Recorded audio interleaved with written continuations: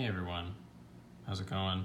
Today we're going to be looking at one of my favorite knives of all time, the Crkt M21-14-SF, and that SF stands for Special Forces. This knife has aluminum handles with a AUS 8 blade, and it is coated, and as you can see the coating has not really stood up to the test of time, but that's okay. This knife has seen a lot of use during my Boy Scout days. Became my kind of go-to carry for whenever outing coming up. It's a big knife, but given that has no backspacer and the scales are small and they're aluminum, it's light for how big it is, and it's pretty well balanced too. As you can see, my finger, it rests right at the midpoint, and that's exactly where my pointer finger goes. So this guy has a spear point blade, so the blade kind of goes outward and then back to the point. So you get this nice belly here, which can be good for cutting, given that it's got serrations. So if you need to cut something, you can use the belly of the blade and the serrations won't get in your way. It's got speed holes, so that adds to the lightness. It's still a solid knife. It's not the most well-built knife on the planet, but it doesn't have any blade play. Runs on Teflon washers, but it's still very, very good action for flicking, and you can even kind of get it to fall shut if you try hard enough, which is impressive for this knife. For the flipping action, these two, I don't even know what to call them, like almost cross guards, like on a sword, but one of them acts as the flipper tab. It's got a lot of jimping on it. As you can see, the paint's worn off just from the flipping, but the jimping makes for a really good grip, and you can do it very well as a light switch flick or as a push button.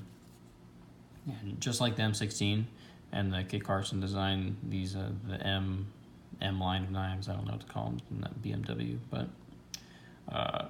you can see this little red lever right here. This guy moves, let's see if we can get a focus, there it is, that tiny little bar out of the way of the lock bar so you can close the knife, because otherwise you can't. And it's always fun to hand somebody this knife and they play around with it and then they try and close it and they can't figure it out. Unlike the M16, this guy has a 4-way reversible clip. I do keep it tipped down because the cross guards, if they're hanging low in the pocket and you're carrying it like this, it's gonna move a little bit. It might bang up against your phone, your wallet, your keys, whatever you carry in the same knife or in the same pocket as your knives. So by having it tip up, the cross guards kind of sit at the top of the pocket or just outside a little bit, so they're not getting in the way of anything and they're not banging around in there. Like we said, we got the aluminum handle. This guy's overall length is 9¼ inches, which is big for some people, but I am a fan of bigger folding knives. I've said it before. If we do a little size comparison, here's the M16, little brother. If we line them up at the end, it's about 2 inches bigger. Let's bring out the Benchmade 940.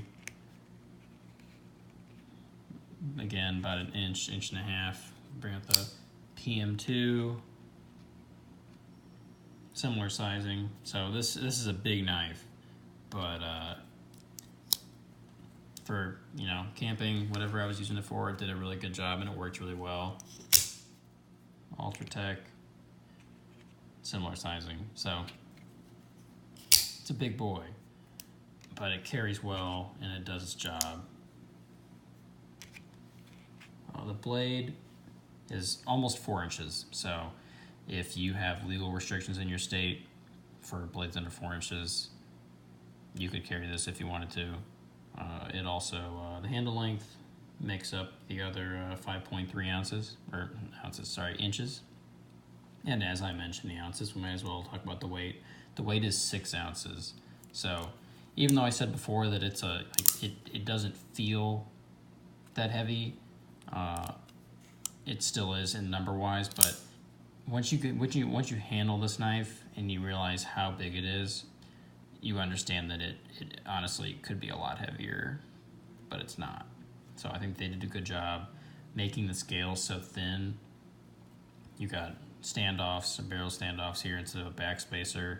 You only have liners on one side, and that's just for the lock. And then you've got the other very, very thin scale. So the weight is managed really well on this knife. Most of it's in the blade, but again, if I kind of put my finger right under where it would be normally if I was carrying the knife or holding it or using it, you can see it's perfectly balanced. So I'm really a big fan of this knife. On the budget side of things, comes in at like $85 on Blade HQ. MSRP is $130, but if you buy from Blade HQ for other things, you're gonna buy it there and you're gonna get a good deal. So for $80, it's a really solid knife, and I've had this guy for a long time. The blade, as you can see, has seen some use, so it's taken a beating, and it's a great knife to use, to carry. I love the flipper. It's very, very fun to just fidget with.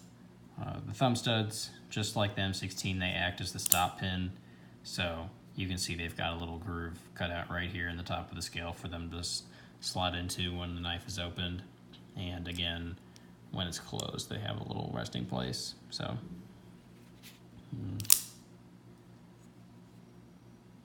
but yeah, I used this knife for a long time. I said in my M16 video that the M16 was the first real one, the first real like production knife that I ever had, and this is the second. I remember the day this came from Blade HQ, I was pumped, and I pulled it out, and I was really excited. They also make it with the GFN scales, which would make it even lighter, but the aluminum gives it a nice solid feel, makes it feel kind of more classy. I love the look too, blacked out look. It is the M21-SF, so Special Forces, so it's got that stealth kind of look. But yeah, it's easy to take apart, easy to clean, very low maintenance. Like I just took it apart for the first time ever last week after having carried it and camped it with it and done a whole bunch of shit with it. But it's held up really well.